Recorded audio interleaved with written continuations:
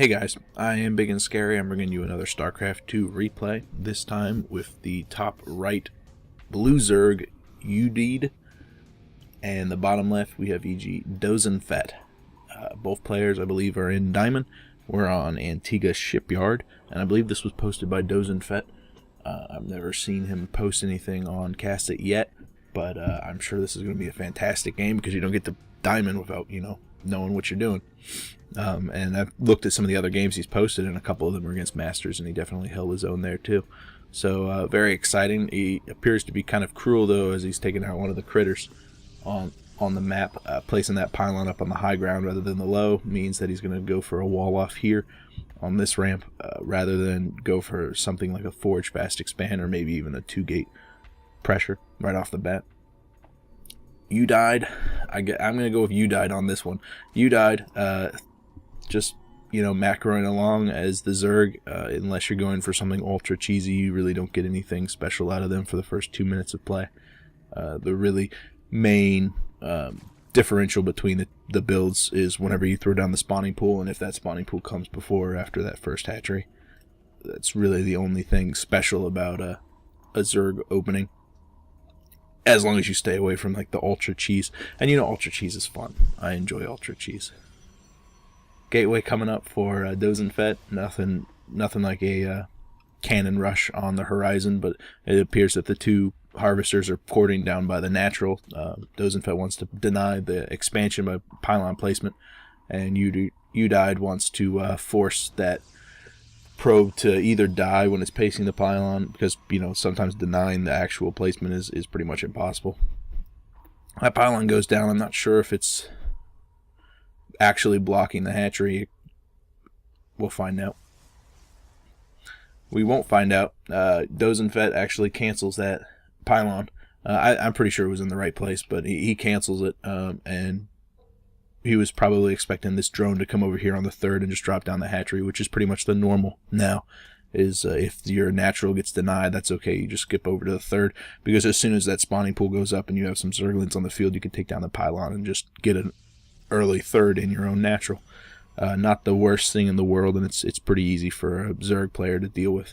Cybernetics core coming up, as well as both gas for Dosenfett. Early gas means early tech, which is always fun because Protoss, as far as things are considered, the tech that comes out of a Protoss is really cool. Stargate, Robo, Warp Gate, or Prism coming out of the Robo is always just fascinating. Get some neat warp-ins, maybe some DTs. I'm salivating just thinking about it. The drone actually did a really clever thing. He checked down here at the high yield because he had that probe running around. You don't want a pylon placed there, maybe even a proxy 2-gate. Those early zealots are a bother. Zealots completing the wall off here kills the drone as it was trying to sneak in as the first hatchery's finishing up for Yudied. Roach Warren coming out very early with that gas. As well, you can see that the metabolic boost hasn't even started yet, even though Yudied, I apologize, Yudied just started mining gas, so he's not even up at that 100 yet, so he can't afford to get that metabolic boost. Once he does have that much gas, I'm sure we're going to see that go down, because that upgrade's just pretty much imperative. You have to get that upgrade, especially on a map of the size of Antigua. We can see a Stargate coming down.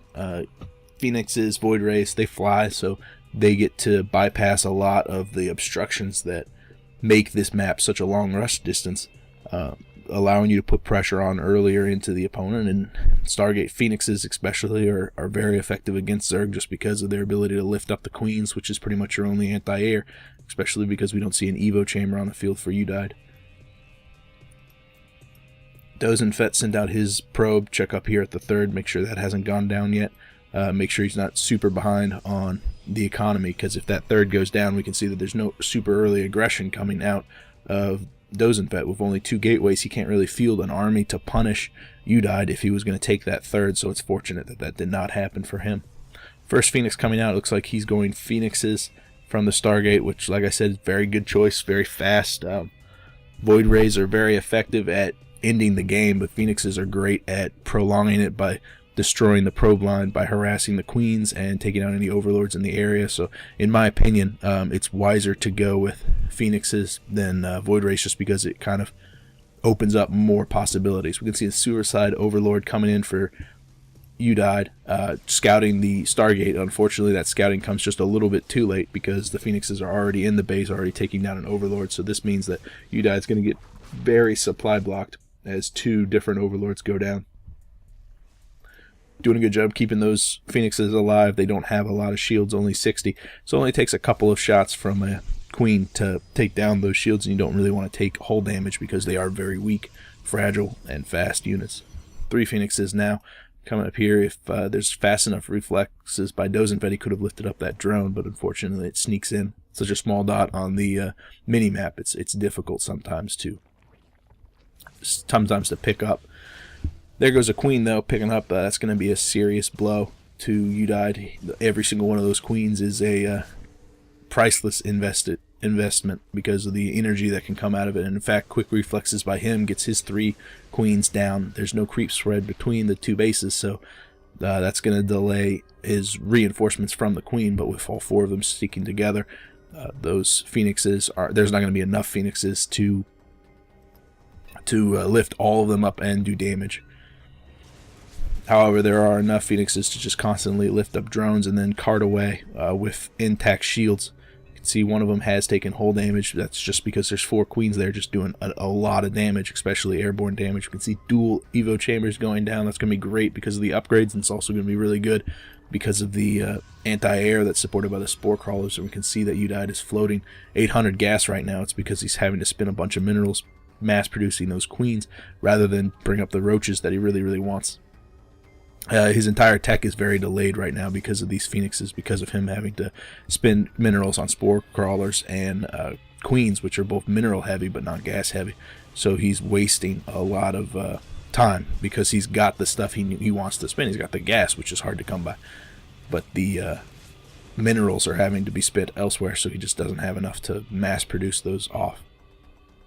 Slowly, though, if these Spore Crawlers getting up, the effectiveness of those Phoenixes are going to be mitigated. We can see that eGDosenfett is staying 1 step ahead of that. He stopped producing Phoenixes from the Stargate, and he's gone over to a Robo. He's got an Immortal on the way. It's because his Phoenixes have scouted that Roach Warren's the only thing down right now of higher tech. There's no lair out on any of these, and if there was going to be higher tech, then that's what we'd expect to see, is that lair, and then whatever's being built. 7 Roaches on the way with +1 in armor and ground, or ranged. Good choices. I mean, the 3 base mass roach play is incredibly effective, but these Phoenixes have done quite a lot of damage to the economy. We can see 12 units lost at 700 minerals and absolutely nothing lost by eGDosenfett. And the harvester counts neck and neck, even though Yudied is ahead of the bases. Because of he's ahead of the bases, he's actually getting more minerals. His units don't have to cart around and find a particular place to mine. But that also comes with him being more vulnerable to this Phoenix harass, because those Queens have to constantly jump from one base to another, and then the Spore Crawlers aren't going to be 100% effective at keeping them away from his bases. We can see the hatchery is morphing into the lair, which is a great play. The upgrades afforded by the Roaches is going to do a lot. Those Phoenixes fly right into the Spore Crawlers, take some heavy damage there. I don't know if any of them went down, actually. No, none of them did go down. Good job by eGDosenfett keeping them alive. And you can see he's slowly building up his army. Both players are beginning to field a large, intimidating force. It looks like both players have stopped macroing. You don't see many probes or drones being produced off of either of these bases. Just hardlining those Roaches and the upgrades on both counts. Roaches are going to have a very hard time against this Immortal count. We can see 2 with 1 more finishing up just now. Going to come and join. Those 3 Immortals are going to absolutely decimate this Roach army. And the Phoenixes are slowly just keeping the Queens busy, keeping Yudied confined to his base, preventing him from pushing down here and denying that third. As that third's going up, it looks like eGDosenfett's going to be pushing out, which is a good play. The saturation on the natural and the main are both very good. You could actually transfer over those drones right now to take advantage of that third, and he wants to make sure that Yudied doesn't begin looking at that third as a place that he can do pressure. Not quite enough Roaches to do substantial damage to all those immortals, and especially with all the energy saved up on the sentries. But the Phoenixes get into position and they push in. The force fields go down. Those sentries had been untouched the entire game. They've got so much energy, cutting that entire force in half and quickly killing all the roaches that were caught on the wrong side of things. The queens come down, though. That is an awful lot of queens. That's an awful lot of damage. And with their transfuse, they can definitely improve the longevity of their roaches. Unfortunately, so many of them get lifted up, preventing that transfuse. The roaches, there's not enough now to deal with this force, and there's still plenty of energy on these sentries. None of them are getting focused down. Slowly the queens fall, but it looks like there's only one Phoenix left. If you look at the units lost tab, it's heavily favoring Dosenfett. But now that the Phoenixes are gone, and now that most of the sentries have been picked off, those force fields are gone, and the queens are left to fend by themselves because there's no roaches except for 9 more on the way. I'd expect this engagement to have pulled back to behind this wall of crawl that's been built. It would definitely favor the engagement. In fact, Dosenfett's getting awfully close to it right now, and if that added damage could be added in, then that engagement would have gone differently. You can see that Yudied is floating an awful lot of resources. There's no reason for him not to throw down more static resources and get out more units. The main thing hampering him right now is he's only got 4 larvae, only has 3 bases producing larvae, and no queens to do larva injects. So a macro hatch would really help him right now. Unfortunately, he doesn't have the queens to do that. He sacrificed them all in the force. We can see a warp prism has come out and warped in some zealots, denying some of the mining, but as soon as those probes get back into full swing, they quickly reach pretty much comparable income tabs. Numbers are looking pretty much the same, even though the harvester count is very much in the lead for Dosenfett.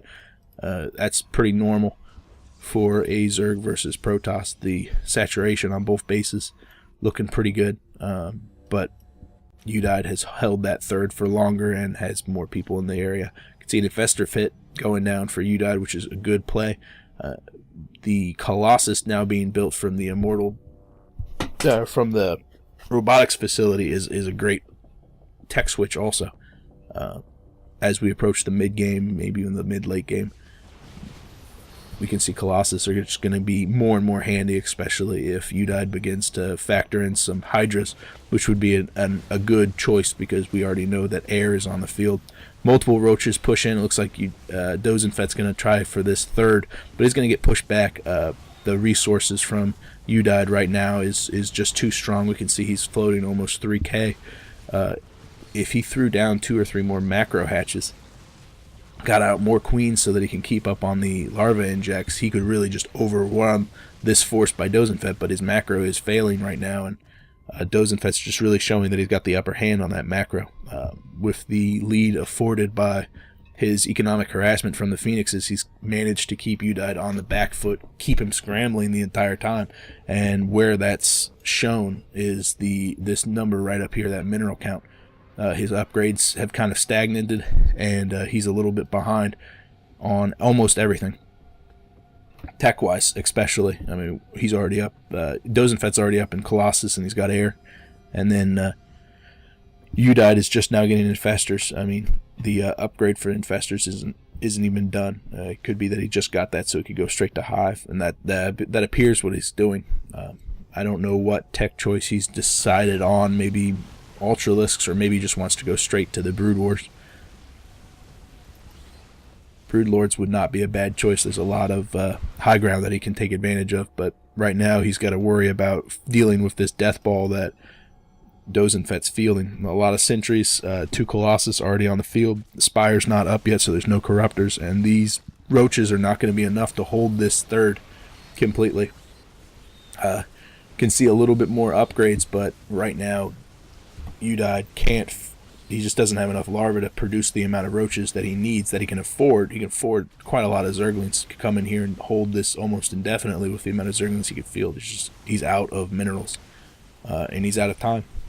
So that third goes down. It looks like Yudied realizes that as soon as this death ball from Dosenfett was done with the third, it was just going to swing right up here into the natural, and then there wasn't really much Yudied could do.